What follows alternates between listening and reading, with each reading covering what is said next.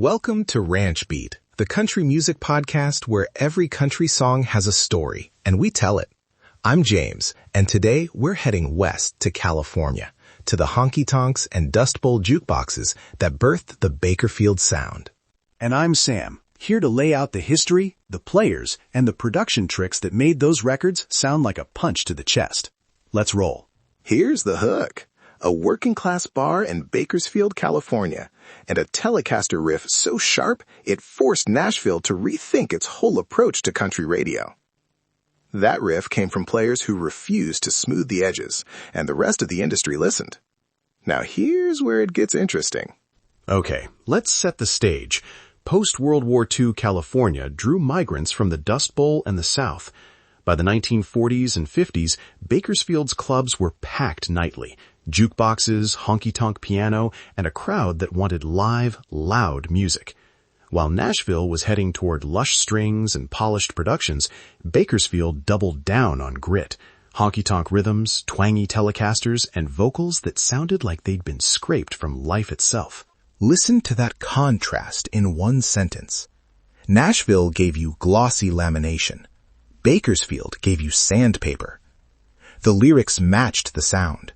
Working jobs, busted trucks, barstool regret, and a westward toughness. And that toughness wasn't affectation. It came from real lives and real crowds yelling back at the band. Most folks don't hear the difference at first. Then they do, and it sticks. So what does a Bakersfield lyric feel like? Picture a two-line chorus that says, "I rolled up my sleeves, I learned to stand on my own." Plain-spoken, stubborn, and smaller than dramatic heartbreak, but bigger in dignity. That economy of language is part of the sound. Short lines, clear images, and a punch on the end of the vocal. This is them admitting it out loud. And who made this happen? Start with the obvious names, Buck Owens and Merle Haggard, the public faces. Behind them were players like Don Rich, whose Telecaster tone with Buck's Buckaroos defined a certain bright, chiming attack, and Roy Nichols, whose lead playing for Merle had a patient, stinging quality. Producers and engineers in small studios favored dry rooms and minimal reverb, so those guitars and drums felt immediate, like the band was in the room with you. Most folks don't know this part, but those studio choices shaped decades of country guitar tone.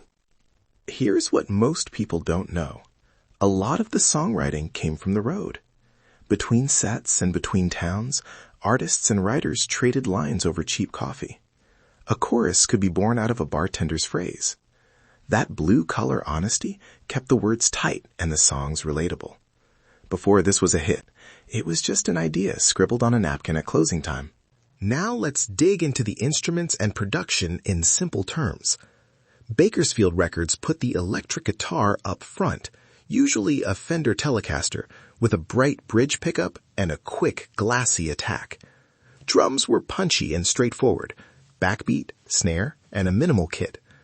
Pedal steel threaded melancholy under the guitars, rather than washing the vocal in sentiment.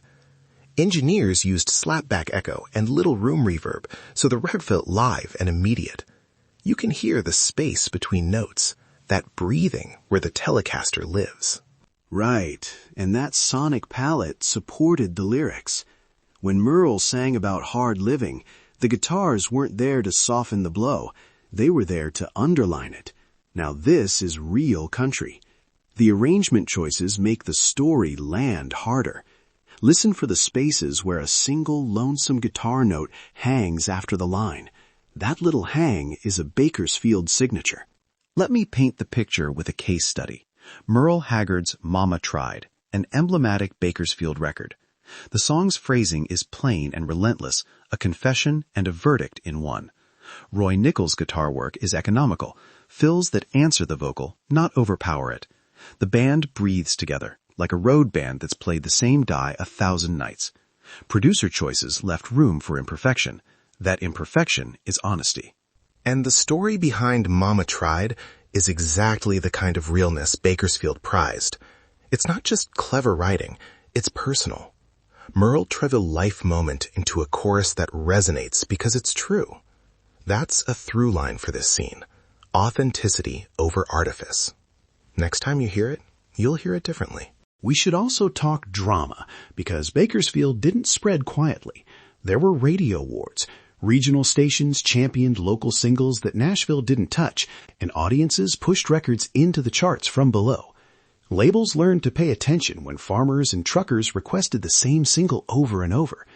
There are stories of executives who thought the roughness would never play outside California, and then found those rough records on national playlists. Here's the twist in the story. The label hated the polish route, and the fans loved the grit. Tour tales back that up. Bands played 12 shows a week, sometimes 2 in one night, and those gigs hardened the performances. When you record after that, you capture momentum, not studio perfection. That's why Bakersfield records sound like they were made at midnight with coffee and sweat. It's a vibe. Before we wrap this section, 2 practical takeaways for musicians and listeners. 1, if you want that Bakersfield tone, prioritize attack and space. Bright single-coil guitars, tight snare, and minimal reverb. 2, for songwriters, aim for plain images and a stubborn point of view.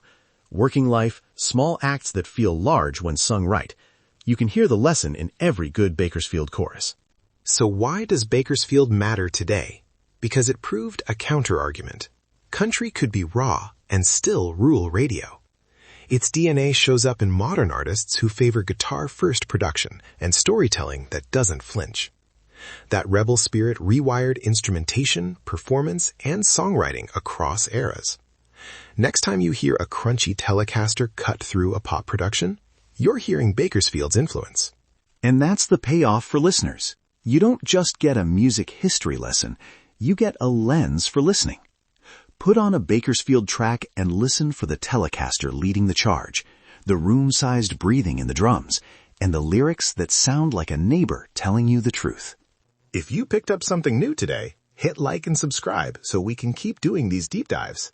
Tell us your favorite Bakersfield moment in the comments, a song, a player, or a lyric, and suggest the next country track or scene you want us to break down. And remember, Ranch Beat, where every country song has a story, and we tell it. Also, share this episode with a friend who loves guitar tone or songwriting. We'll read your suggestions and pick one to explore next. Most folks don't know how much regional scenes shaped the sound of country. Help us keep the conversation going. That's the full story behind the Bakersfield Sound. The meaning, the music, and the people who made it. We hope you hear those Telecasters differently now. Thanks for listening. This is James. Ranch Beat. Every country song has a story. We tell it.